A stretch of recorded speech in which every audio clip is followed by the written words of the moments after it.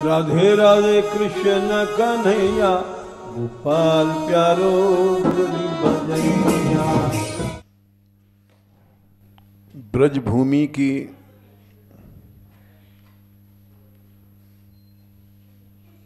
सबसे बड़ी विशेषता यही है कि भगवान की कृपा रसूरूपता बड़ी सुलभ हो गई।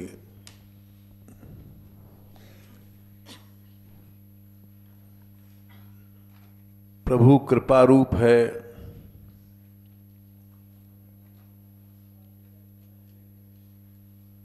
जासु कृपा नहीं कृपा आघाई।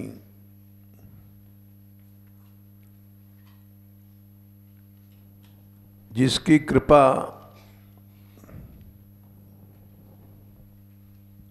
कृपा करते हुए जिसका पेट नहीं भरता है, यानी अनंत है,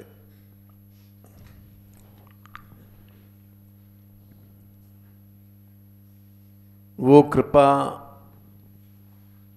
जो अनंत है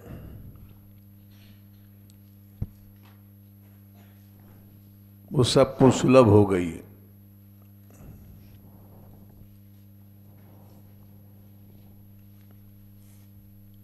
सुलभ हो गई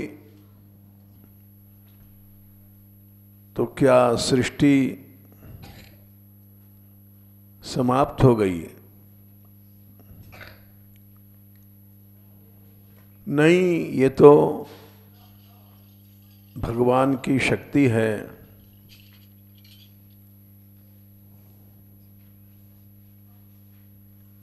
जो भगवान अविनाशी है उसकी सभी शक्तियां अविनाशी हैं।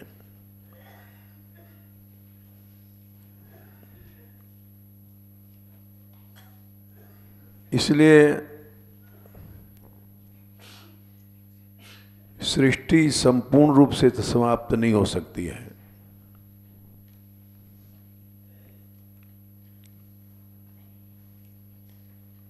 अनादिकाल से जो चल रहा है प्रवाह,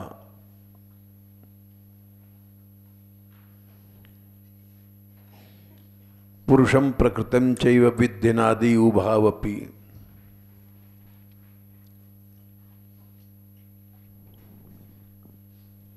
भगवान ने गीता में कहा कि अनादि हैं सभी शक्तियां।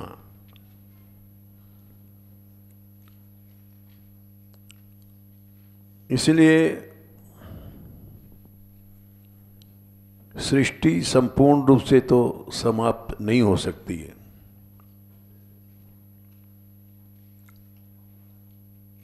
किंतु ब्रजभूमि की सबसे बड़ी विशेषता यही है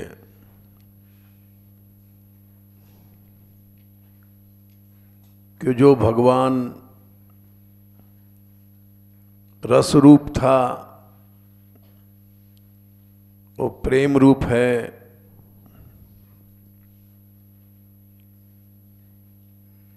वो सुलभ हो गया।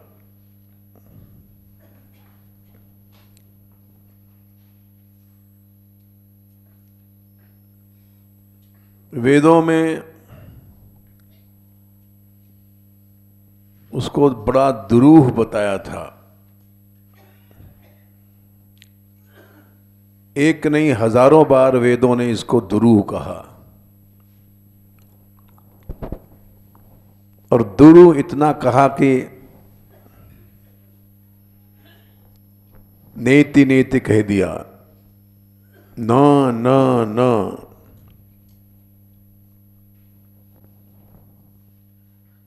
उसको तुम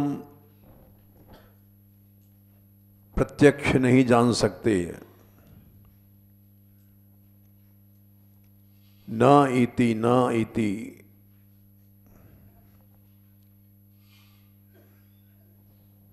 और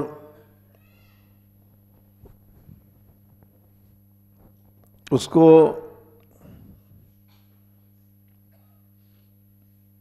जिसको न न न इति ऐसा कहा, उसी को भगवान की कृपा ने सामने ला दिया और कहा देख लो यही है वो भगवान।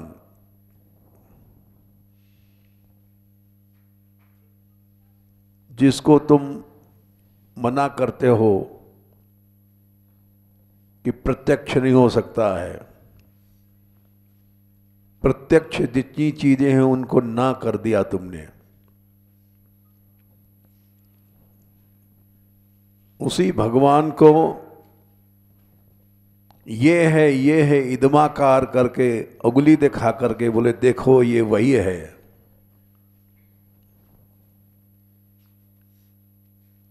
सातवें स्कंद में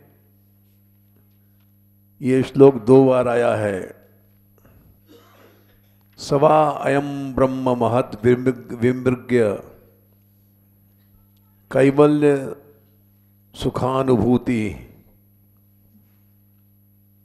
नारद जी ने कहा युधिष्ठिर देख ले आंख खोल करके,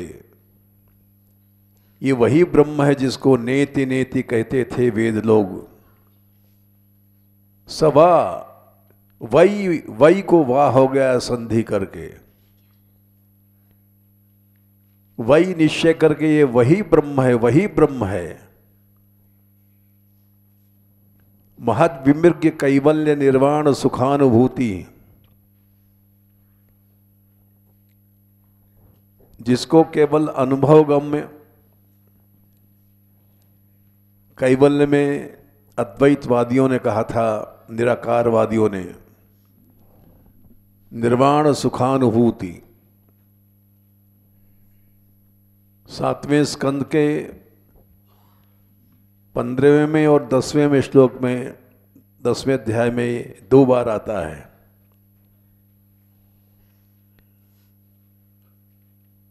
सबा ये वही है, वही है, वही जिसको 20 बार नेति नेति कहा गया। सबा अयम ब्रह्म महद् विमृग्य। बड़े बड़े महापुरुष लोग ऋषि मुनि ढूंढा करते हैं। निर्वाण रूप है, कैवल्य है, केवल अनुभूति गम्य है, सामने नहीं आया था। अब देख ले, आँख खोल करके उस ब्रह्म को देख ले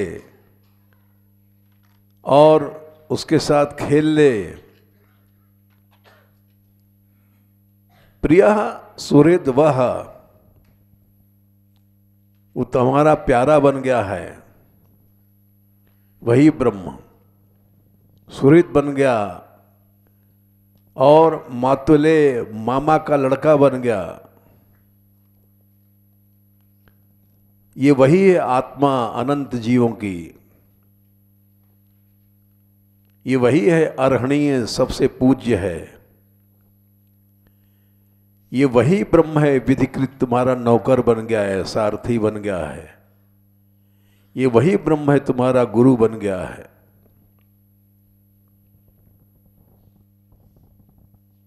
इस श्लोक को हमारे बाबा कहते थे और उन्होंने भी सुना था लगभग 125 साल पहले। एक सिद्ध पुरुषोत्तमाचार्य जी हुए हैं, उनकी कथा सुनने के लिए बड़े बड़े विरक्त लोग अपने एकांतवास को छोड़ करके आते थे। वो ऐसी कथा कहते थे। तो उनके व्याख्यान में ये बात आती थी, इस श्लोक को बहुत जोर देते थे कि अरे ये भक्ति का चमत्कार है। सवा अयम ब्रह्म, ये वही ब्रह्म है, कैवल्य रूप है, केवल अनुभूति रूप है।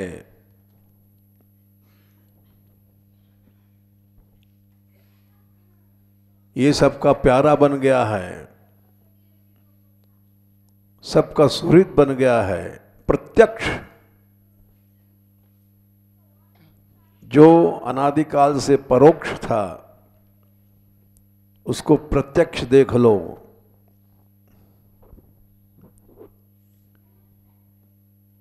प्रिया सुहृद वह खलु मातुलेय, तुम्हारे मामा का लड़का बन गया, मातुलेय उसको कहते हैं। है वही आत्मा अनंत जीवों की, है वही अर्हणीय माने प्यारा, पूज्य, विधिकृत नौकर को कहते हैं।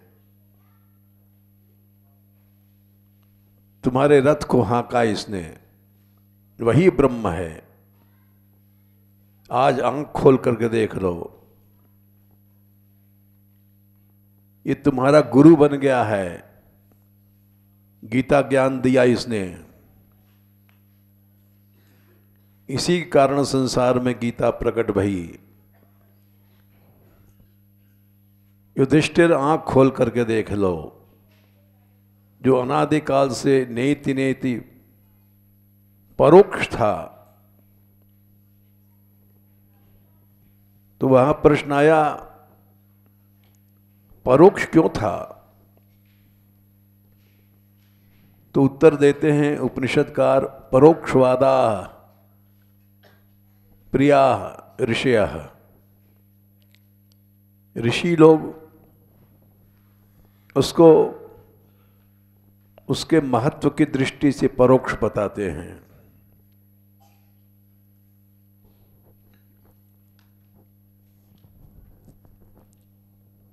ये भक्ति की शक्ति है।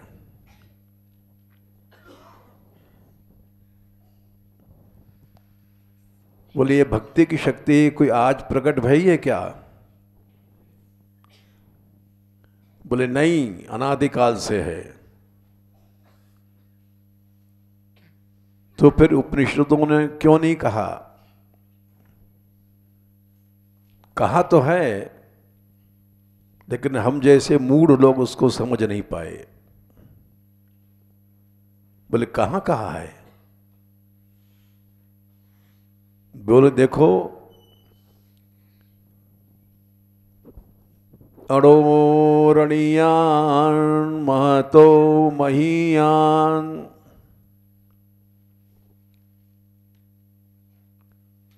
वो सबसे सूक्ष्म है, सबसे बड़ा भी है, उसको ब्रह्म कहते हैं। जिसमें अनंत विरोधी धर्म एक साथ रहते हैं। सबसे छोटे को अणु कहते हैं, छोटे से छोटा भी है, बड़े से बड़ा भी है। अच्छा, और कैसा है? अणोरणीयान महतो महीयान, कठोपनिषद। आत्मास्य जंतोर्नियतो गुहायाम,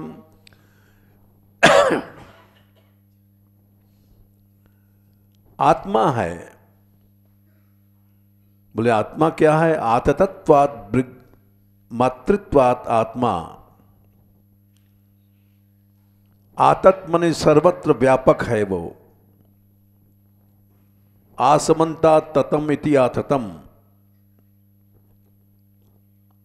आ माने आसमंतात, तत् माने फैला हुआ, और मातृत्वात् उसको आत्मा कहते हैं। आततत्वात् मातृत्वाच्च आत्मा।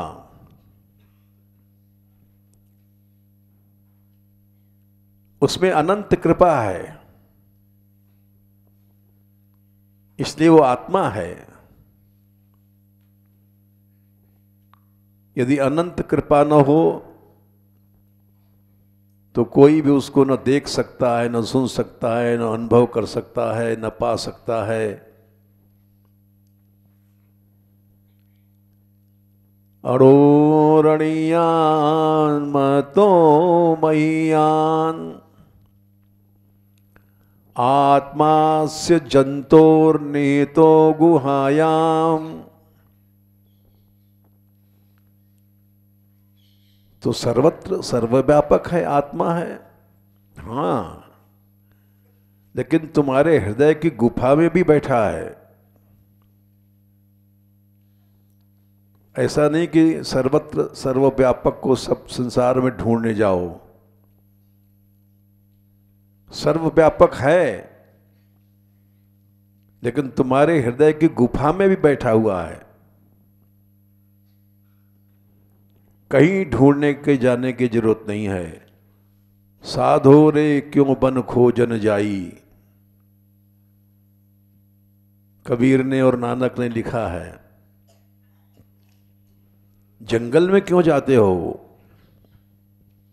हृदय में ढूंढ लो। बोले अच्छा, हृदय में मिल जाएगा? बोले हाँ। कब मिलेगा? तमक्रतुः पश्यति वीत शोको धातु प्रसादान महिमानमीशम। कृपा से मिलता है। प्रसाद कहते हैं कृपा, धातु प्रसादान। उसकी महिमा को जान सकते हो तो वो महिमा जान सकते हैं उसकी कृपा से। तो उसकी कृपा क्या सब पर है? क्योंकि ये प्रसंग आचार्यों ने उठाया है, श्री रामानुजाचार्य जी ने उठाया है, और उस बात को करपात्री ने लिखा है अपनी टीका में कि नायमात्मा प्रवचनेन लभ्यः न मेधया न बहुना श्रुतेन यमेवैष वृणुते तेन लभ्यस् तस्यैष आत्मा विवृणुते तनुं स्वाम। अरे भाई, ये आत्मा अनंत सर्वव्यापक प्रवचन से नहीं मिलेगा।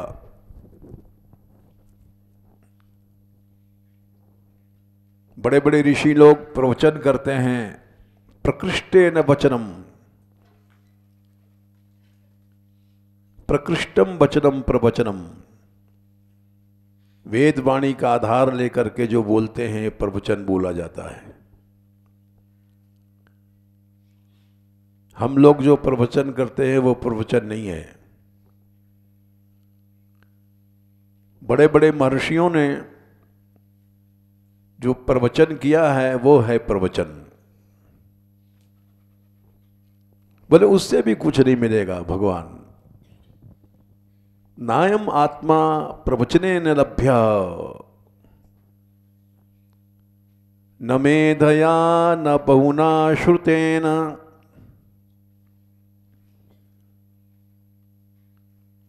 मेधा कहते हैं उस बुद्धि को जो निरावरण, जिसकी माया का आवरण हट गया है, जिसको ध्रुवा स्मृति प्राप्त हो गई, उसको मेधा कहते हैं। अन्न शुद्धौ सत्व शुद्धि, सत्व शुद्धौ ध्रुवा स्मृति, तत्स प्रतिलंबे सर्वग्रंथिनाम विमोक्षणम। उसको मेधा कहते हैं। जिसको ध्रुवा स्मृति प्राप्त हो गई है और सर्व ग्रंथि नाम, सब गांठें टूट गई हैं, बोले उसको क्या मिल जाएगा? बोले नहीं।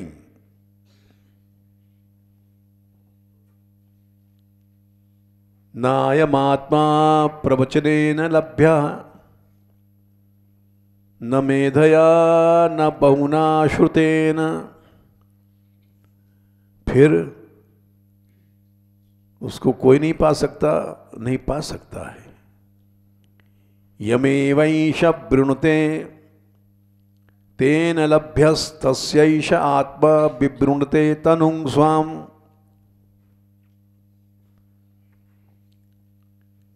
जिसको वो वर्ण कर लेता है, यम एव एष वृणुते, वही उसको पा सकता है। तस्य लभ्यः, तस्य आत्मा विवृणुते तनुं स्वाम, स्त्रीलिंग का प्रयोग किया है। जैसे एक सती स्त्री के शरीर को सब लोग नहीं देख सकते, देखने का प्रयत्न करेगा तो जल जाएगा, भस्म हो जाएगा। जैसे दमयंती की रक्षा किया था, जिस व्याध ने जंगल में अजगर जा रहा था उसको निगलने, एक व्याध दौड़ा और तलवार से अजगर का सिर काट दिया।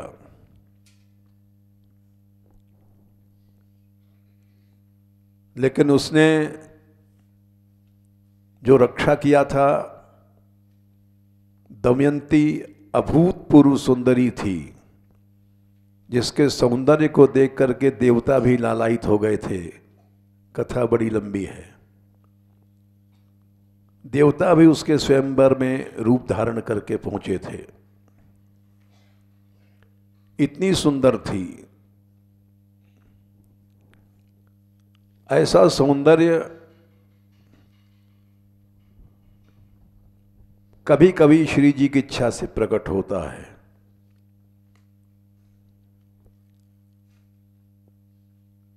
जैसे हमने कल कहा था कि हम सारी रात सो नहीं पाए, दाऊ जी का विवाह कहाँ तो हुआ, कैसे हुआ, ये विषय कहीं भी स्पष्ट नहीं आया। एक जगह आया है 10वें स्कंद के 52वें अध्याय में एक श्लोक आया है।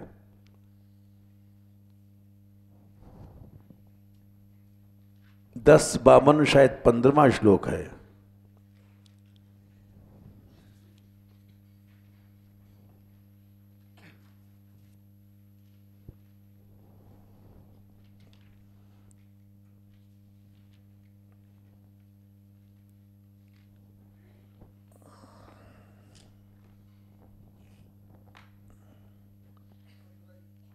पंद्रह है, हाँ ठीक है, हमने अंदाज से कहा था।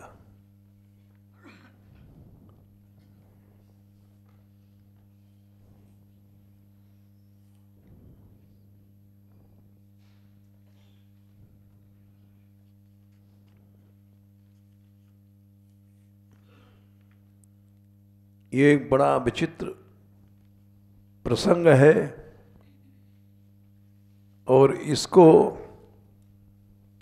रसीली ब्रज यात्रा में खोला नहीं गया।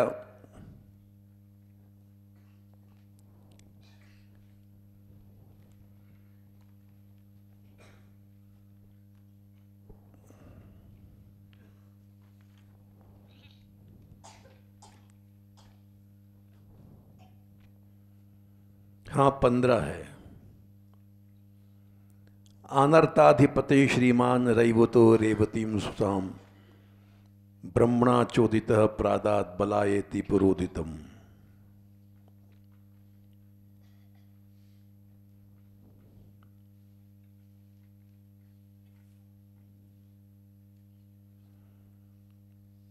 ये हिंदी अर्थ गलत लिखा है।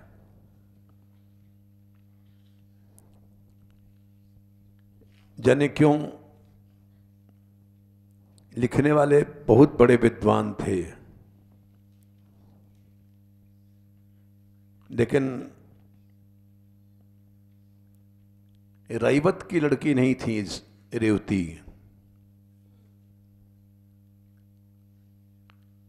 रेवत के लड़के हुए ककुदमी, और ककुदमी की लड़की थी रेवती।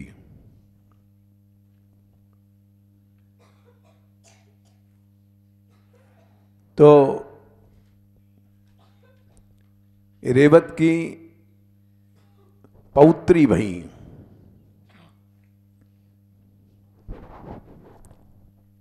ककुदमी गए थे ब्रह्मलोक, और ब्रह्मलोक में 9वें स्कंद में 3रे अध्याय में 36वां श्लोक है।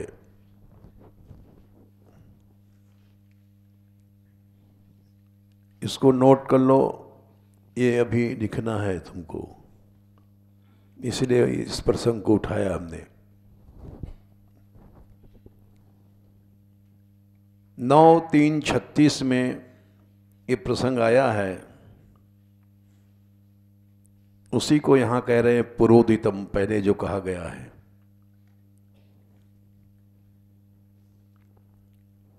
लेकिन पुरोदितम शब्द का अर्थ हम तो नहीं, प्रभु की इच्छा से बदला जा रहा है।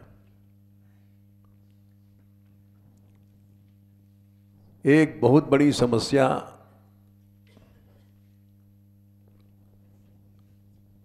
वो जो रह गई थी किसी कारण से, वो अब खुलेगी। बलराम का विवाह कहाँ हुआ, कब हुआ?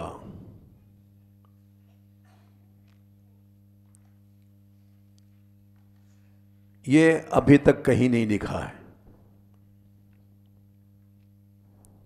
ये एक रहस्य बना हुआ है।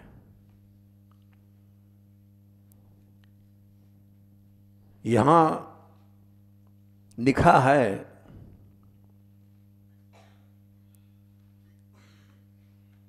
कि रेवती नाम की कन्या को दाऊ जी को दिया।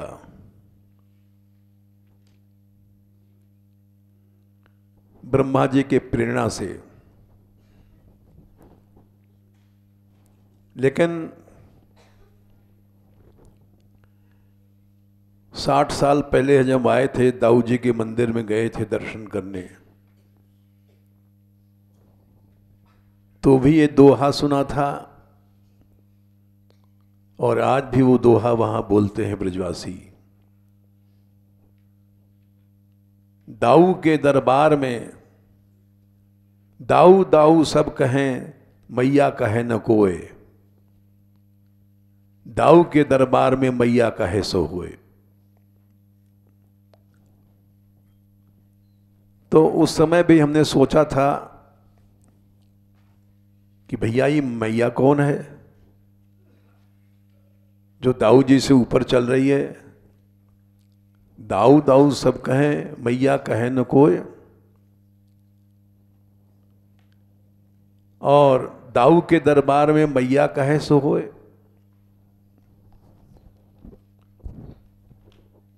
यानी दाऊ के दरबार में जो मैया कहेगी वो होगा, दाऊ को नहीं चलेगी।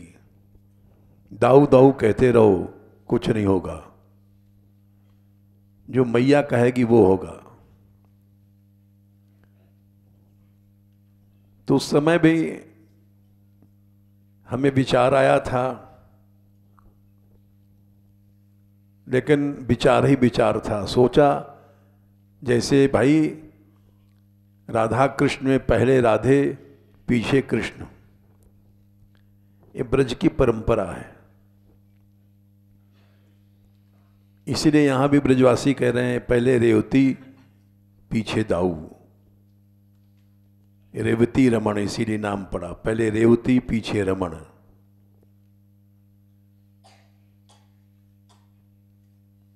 लेकिन जब विचार ही विचार था,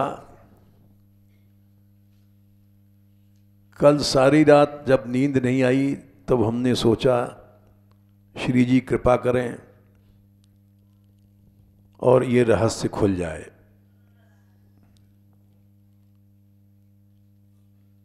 तो वास्तव में उन्होंने कृपा किया और रहस्य खुला। यहां लिखा है भागवत में कि उन्होंने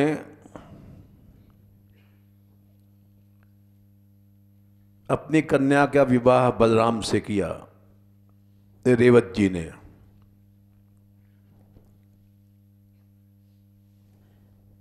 ये बात कट नहीं सकती, भागवत की है, लेकिन वो भी कट नहीं सकती। ब्रजवासी कहते हैं ब्रज में रेवती कैसे आई?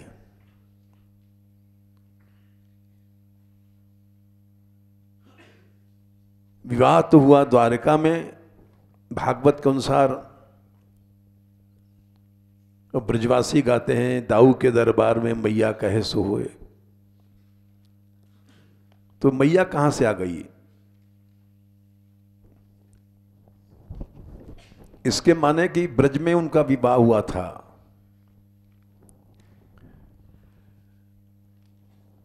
बोले इसका कोई प्रमाण है क्या? हाँ, बोले यही तो एक रहस्य है। ये ब्रजवासी ऐसे नहीं कहते हैं, ये वेद वाणी से ऊपर बोलते हैं। बोले कैसे? बोले भागवत में लिखा है कि कृष्ण जन्म जेल में हुआ। तमद्भुतम बालकम अम्बुजे क्षणम चतुर्भुजम शंख गदायुधायुधम। ये भागवत है, और भागवत कोई भागवत काट रही है। नंदस्त्वात्मज उत्पन्ने जाता हलादो महामना। आत्मज कहते हैं अपने सगे बेटे को जो पैदा होता है। बोले वो भी सही है और ये भी सही है। तमद्भुतम बालकम अम्बुजे क्षणम चतुर्भुजम शंख गदायुधायुधम। आगे क्या है?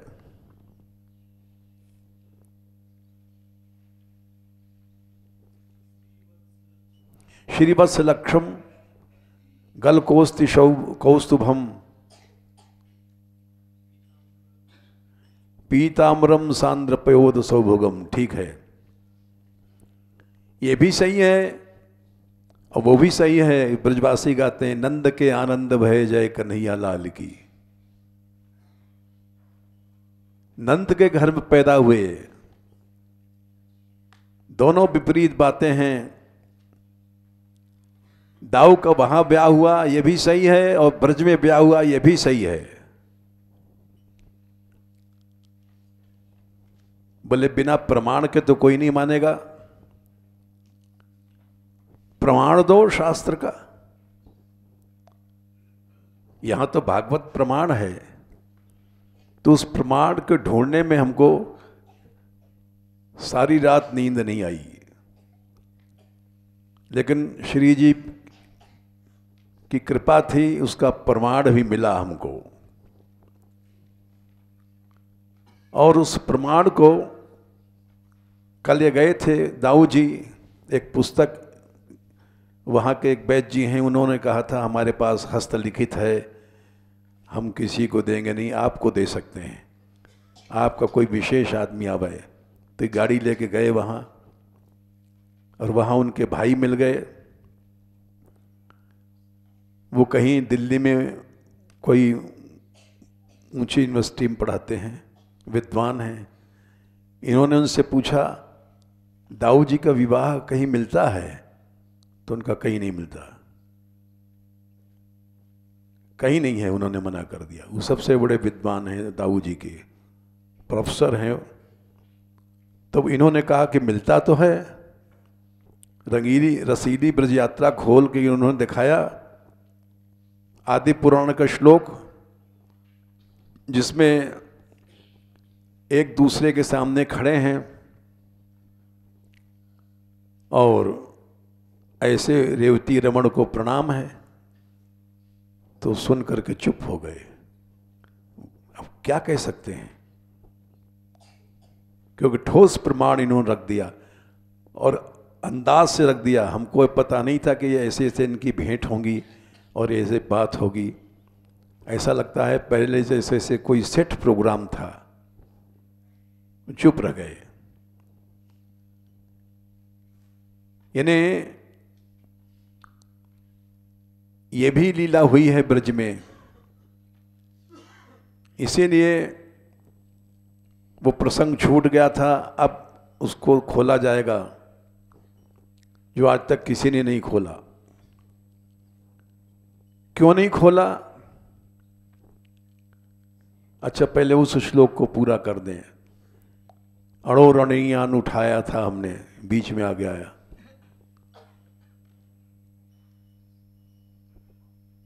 तो नायम आत्मा प्रवचने न लभ्य न मेधया न बहुना श्रुतेन। बहुत तुमने उपनिषद सुने, श्रुत कुछ नहीं होगा। यम एव विषय, जिसको ये वर्ण करता है, जैसे सती स्त्री दमयंती को उस व्याध ने संपर्क करना चाहा, उसने मना किया, ए व्याध तू मेरा रक्षक है, मैं तेरा सम्मान करती हूं, लेकिन मेरे सतीत्व की ओर नहीं बढ़ना, नहीं तो नष्ट हो जाएगा। वो नहीं माना। उसने सोचा जंगल में अकेली है, चाहे जो करूंगा।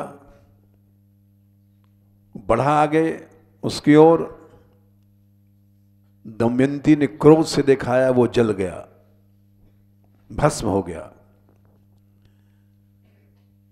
तो जैसे किसी स्त्री से बलात्कार हम करें तो सती है तो हम नष्ट हो जाएंगे, वैसे ईश्वर से बलात्कार तो चल नहीं सकता है। जो अपना स्वाम माने स्त्रीलिंग का शरीर दिखाएगा वही देख सकता है।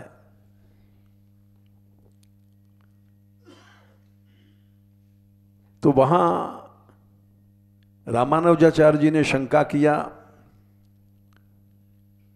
क्या वो पक्षपाती है, किसी को दिखाता है किसी को नहीं दिखाता है? तो बोले नहीं, पक्षपाती नहीं है, वर्णीयत्व गुण है इसमें, उसको वर्ण करेगा। वर्णीयत्व गुण क्या है?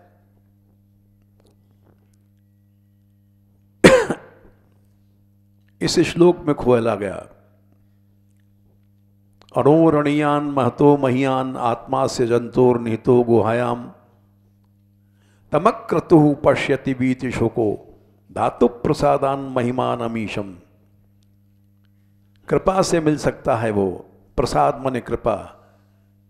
वर्णीयत्व गुण होना चाहिए, अक्रतु होना चाहिए। क्रतु माने संकल्प, सांसारिक संकल्प नहीं हो कि हम लड्डू चाहिए, पेड़ा चाहिए, बर्फी चाहिए, मलाई चाहिए, भोग चाहिए, तो नहीं मिलेगा। अक्रतु होना चाहिए। और वीत शोक, राग द्वेष नहीं होना चाहिए। अद्वेष्टा सर्वभूतानां मैत्रः करुण एव च, तो भगवान मिल जाएगा।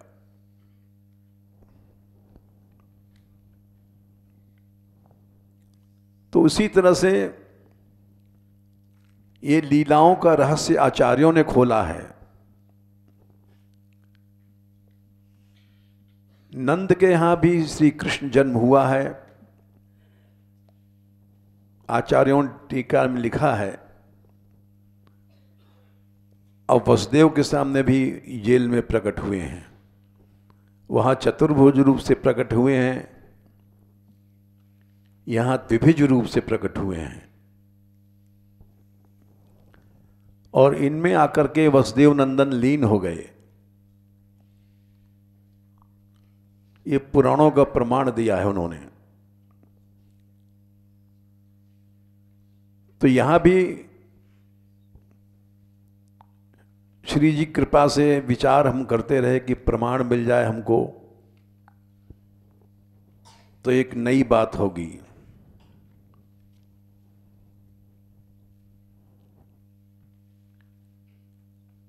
पहले आचार्यों ने नहीं खोला।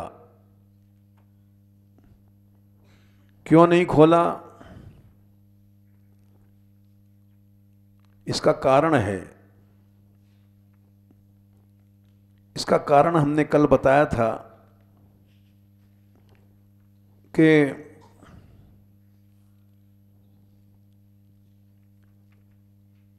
अगर कृष्ण का पहले ब्याह कर दें दाऊ से पहले तो वे परवेत्ता बोले जाएंगे।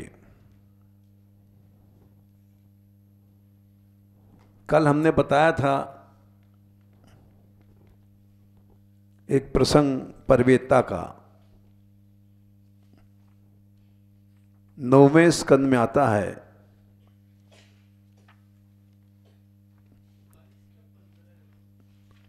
हाँ ठीक, 9 स्कंद 22 का 15।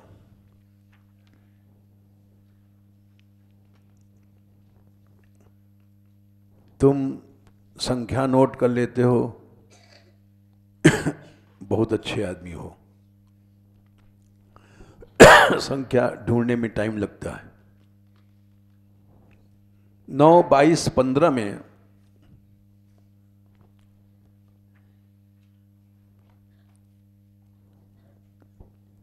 प्रतीप के 3 पुत्र थे। कृष्ण का विवाह भागवत में क्यों नहीं गाया, इसका उत्तर है, सुन लो। भागवत में इसलिए नहीं गाया गया कि कृष्ण का विवाह पहले हो जाएगा तो वो शास्त्र विरुद्ध है।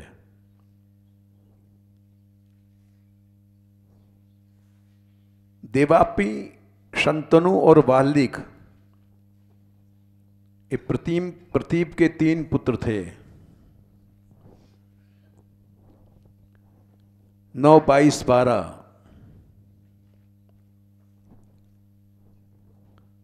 बड़ा लड़का शंतनु था,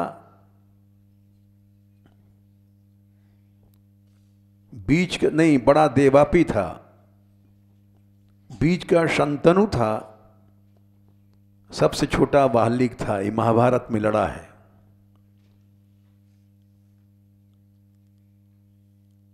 वाल्मीक हस्तिनापुर के लिए लड़े हैं भीष्म के कारण से। भीष्म पांडवों के विरुद्ध थे अपनी प्रतिज्ञा की रक्षा के लिए। तो वाल्मीकि ने भी भीष्म का अनुसरण किया।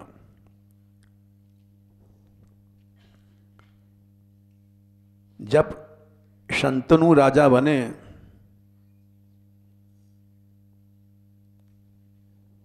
क्योंकि इनके स्पर्श से लोग बूढ़े जवान हो जाते थे। 10, 22, 13 जिसको छू दें वो जवान हो जाए। लेकिन इनके राजा बनने पर 12 वर्ष तक वर्षा नहीं भई।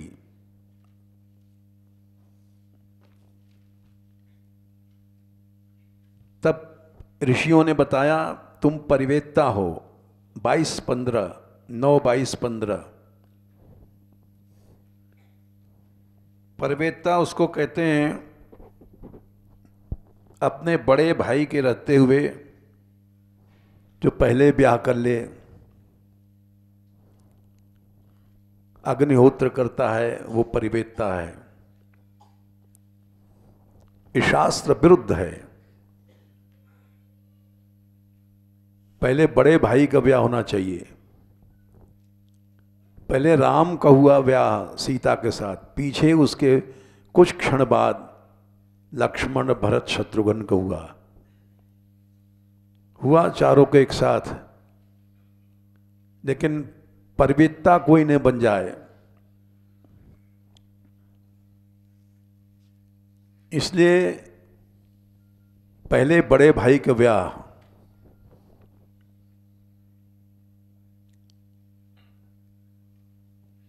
देवापी क्या ब्याह हुआ नहीं और शंतनु राजा बन गए, ब्याह हो गया।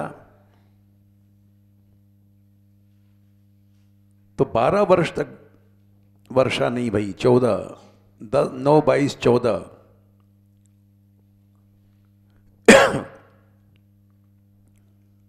और ऋषियों ने 15वें श्लोक में बताया कि तुम परवेत्ता हो, इसलिए वर्षा नहीं हो रही है।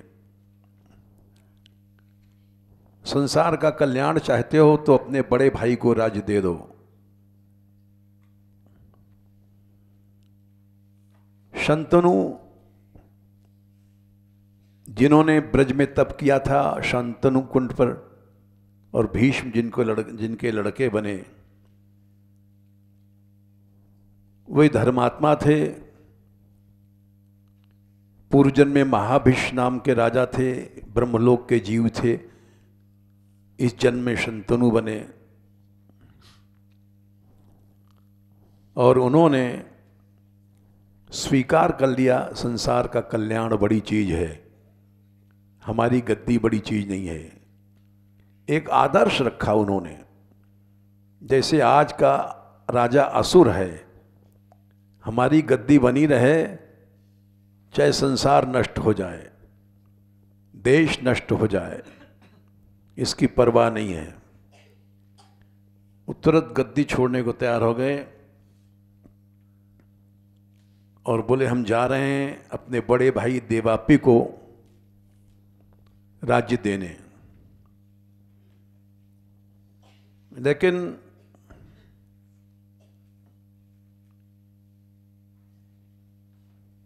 मंत्री अश्मरात बड़ा बुद्धिमान था।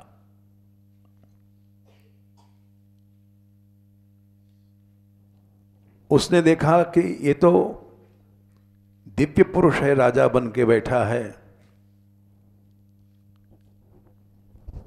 छोटी सी भूल है, देवताओं ने इंद्र आदि शास्त्र को पालन करते हैं इसलिए वर्षा नहीं किया, राजा तो यही होना चाहिए शंतनु।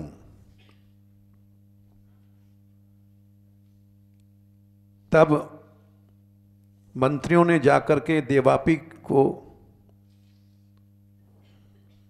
प्रार्थना किया कि आप वेद मार्ग की निंदा कर दो, क्योंकि इससे आपका अधिकार चला जाएगा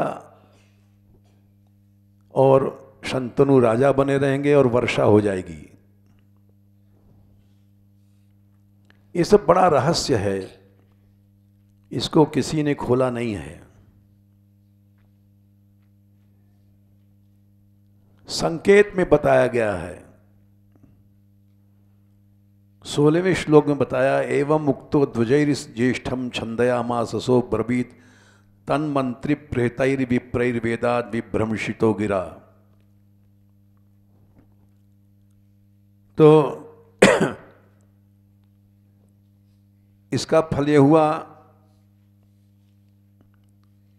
निंदा किया उन्होंने गृहस्थाश्रम की, वेद की, और उन्होंने उनका अधिकार नष्ट हुआ, इधर वर्षा हो गई।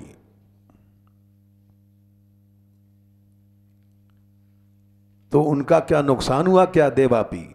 नहीं, उनका भी लक्ष्य था, वेद निंदा किया विश्व के कल्याण के लिए। बड़ा सूक्ष्म है भागवत समझना। 17वें श्लोक में लिखा है कि उनका कल्याण हुआ, इसलिए भागवत को हम जैसे मूर्ख लोग नहीं समझ सकते। वे इस समय कलाप ग्राम में हैं, योग साधना कर रहे हैं, जब चंद्रवंश नष्ट हो जाएगा तब सतयुग के प्रारंभ में फिर से स्थापित करेंगे। युग प्रवर्तक होंगे संसार के कल्याण के लिए। तो जब मनुष्य त्याग करता है संसार के कल्याण के लिए तो उसका कल्याण ही होता है, नुकसान नहीं होता। इसलिए जीव गोस्वामी जी ने कृष्ण का विवाह गाया है। कब गाया है? चंपू में। वे आचार्य थे, पार्षद थे। जब दाऊ का ब्याह हो गया, द्वारका से आए हैं कृष्ण, और उन्होंने दंतवक्त्रु मारा है, फिर ब्रज में आए हैं, तब उन्होंने राधा रानी के साथ उनका विवाह गाया है। हम पढ़ते थे कभी एक बार चंपू, तो सोचते थे कि जीव गोस्वामी जी ने ऐसा उल्टा काम क्यों किया। अरे पहले ब्याह कर देते जब कृष्ण ब्रज में थे। अब जब भागवत पढ़े, थोड़ा सा श्री जी कृपा भई, तब समझ में आई कि जीव गोस्वामी जी ने ठीक किया। पहले ब्याह कर देते तो वही देवापी वाली समस्या आ जाती, शास्त्र विरुद्ध। लेकिन भगवान को तो कोई शास्त्र वास्त्र भगवान पर नहीं चलते। भगवान शास्त्र विरुद्ध करता है। धर्म व्यतिक्रो दृष्ट ईश्वराणाम च साहसम तेजीयसाम न दोषाय वहने सर्वबुधो यथा। ये रास पंचाध्यायी के 33वें अध्याय में शायद 30वां श्लोक है, हैं? 30वां है, हम अंदाज से कह रहे। ईश्वर को धर्म से विपरीत काम करने में कोई दोष नहीं लगता, लेकिन फिर भी शास्त्र का रक्षक है भगवान। इसलिए जीव गोस्वामी जी ने ब्याह पहले दाऊ का हो गया, वहाँ भागवत का खंडन भी हो जाए न हो, और ब्याह भी हो जाए श्री जी के साथ। ज़रूरी है, राधा रानी उनकी नित्य वधू हैं। तो यहाँ एक शंका और आई कि जब राधा रानी नित्य वधू हैं तो इस बात को कहने में लोग डर क्यों गए, सुखदेव जी वगैरह।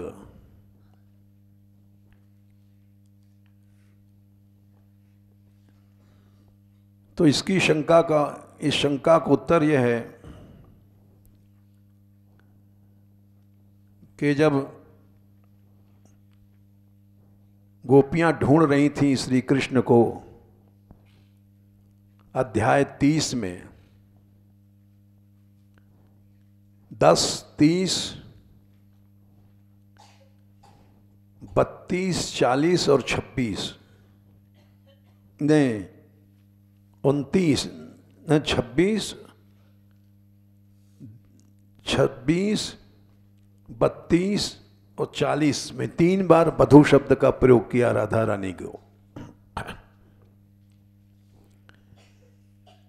ये 3 बार किसी के लिए प्रयोग नहीं किया गया, त्रिवाचा किया सुखदेव जी ने।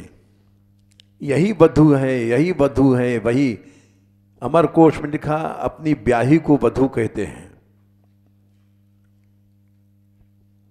तो भागवत में भी लिखा है, और उसको कोई कोई समझ सकता है। फिर एक बार शंका आई कि वधू तो भगवान के लिए गोपियों के ब्याह के बाद अनेक जगह लिखी है। जैसे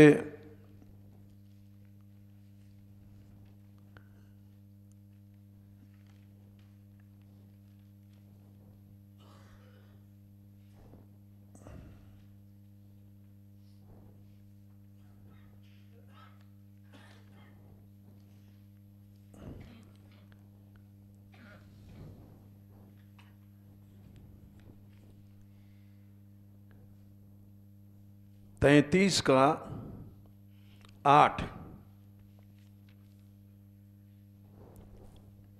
कृष्ण बद्धो शब्द आया है। तो अगर तुम केवल राधा रानी के लिए कहते हो वधू शब्द, तो इसका क्या उत्तर होगा? क्योंकि शंका करने वाले तो बहुत तेज होते हैं। बोले इसका उत्तर यह है कि जैसे ललिता जी के ब्याह ब्याहुले में हुआ, अष्टमहासखियों को ब्याह गाया गया है पुराणों में, इसलिए वधुएं बहुत सी भी थी। वो जो वधु थी वो सबकी सिरमौर थी, ये शुकदेव जी ने स्वयं कहा है। अनया राधितो नूनम भगवान हरिरीश्वर। इस वधु के पीछे सारा सब कुछ छोड़ गए।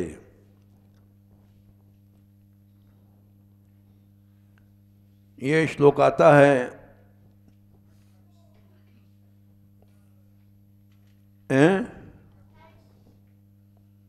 28 नहीं है जी, 28 तो है ही नहीं राजपंचाध्यायी में।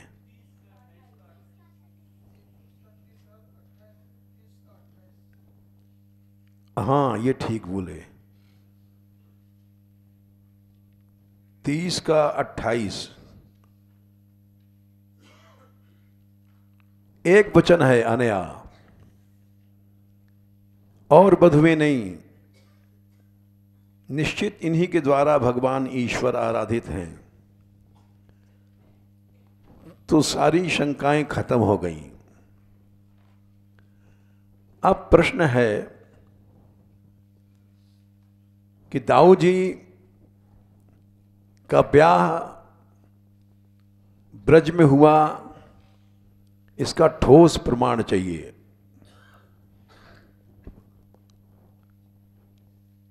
क्योंकि जैसे श्री कृष्ण का नंद के घर में जन्म हुआ, भागवत में भी गाया गया आत्मज, तो जब तक प्रमाण ठोस नहीं मिलेगा तब तक हम नहीं मानेंगे। तो उत्तर यह है कि जब जीव गोस्वामी जी ने गाया है, कृष्ण बलराम फिर से आए द्वारका से और सब यदुवंशी आए, उस समय कृष्ण का विवाह हुआ है।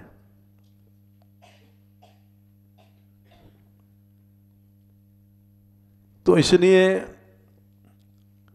जब कृष्ण का विवाह हो सकता है तो क्या दाऊ का नहीं हो सकता है? उल्लेख किया उन्होंने, चाहे नहीं किया जीव गोस्वामी जी ने चंपू में, लेकिन ये जो ब्रजवासी गा रहे हैं वहां स्थापना है, रेवती जी सामने विराज रही हैं। एक बार हमने पूछा था एक ब्रजवासी से कि भैया वाम भाग में क्यों नहीं है, तो गाली दे के बोलो कि भैंचोद, कोई बाएं भाग में मैया के सामने बहू बैठेगी? तो हमने कहा ठीक बात है। बोले रोहिणी जी हैं यहाँ, सास हैं, तो बाम भाग में नहीं बैठ सके, पर्दा वर्दा करेगी, इसलिए सामने है। और एक दूसरे का प्रेम है, मंत्र भी है आदि पुराण का। अन्योन्य मुखासक्ति, एक दूसरे को देख रहे हैं, इसलिए दाम्पत्य भी सिद्ध होता है। और सब बातें साफ हो गई कि वास्तव में जो ब्रज में चल रही है परंपरा वो ठीक चल रही है। रेवती रमण ठीक शब्द का प्रयोग है। मिला गर्ग संहिता में। हस्तलिखित वाले हमने देखा नहीं, क्योंकि अक्षर उसके रात में अब दिन में खोलेंगे, लेकिन हमको ठोस प्रमाण मिल गया। अश्वमेध यज्ञ खंड में कल हमने इनको दिखाया था बहुत से श्लोक भक्त शरण को। गोपियां कहती हैं, अरे कोई मलुक नहीं थी रानी वानी द्वारका की। कृष्ण यहां से गए तो सुंदरी कौन है ढूंढने लग गए, मथुरा में ब्याह किया तो लंगड़ी मिली, वो कोई सुंदरी नहीं है। फिर द्वारका गए, उन्होंने बहुत से ब्याह किया, कोई पसंद नहीं। तो उन्होंने कहा हम सबसे सुंदर हैं, इसलिए दोबारा आए हैं सब लौट लौट आकर के। वो प्रसंग हमने दिखाया गर्ग संहिता अश्वमेध खंड में, बहुत समय में ढूंढने में मिला। तो इसलिए ये बात भागवत में भी नहीं मिलती है, क्योंकि जो जिद्दी आदमी होते हैं वो कहेंगे भागवत का प्रमाण दो तब मानेंगे। भागवत का प्रमाण सोच रहे थे कि गर्ग संहिता में तो मिल गया, भागवत का प्रमाण में मिलना चाहिए। तो भागवत में भी मिला।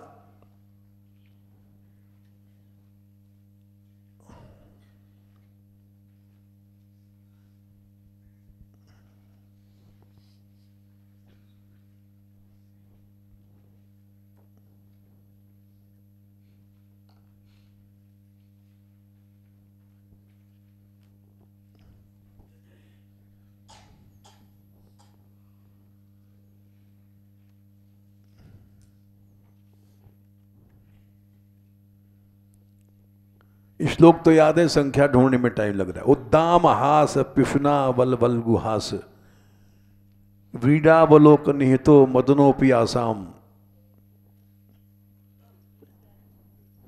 1-11-36। हाँ ठीक संख्या बताया, संख्या याद नहीं रहता, दिमाग कमजोर हो गया।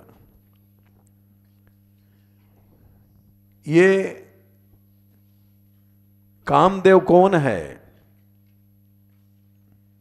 मदन कहते हैं जो सारे ब्रह्मांड को नचाता है, काम के नशे में कर देता है।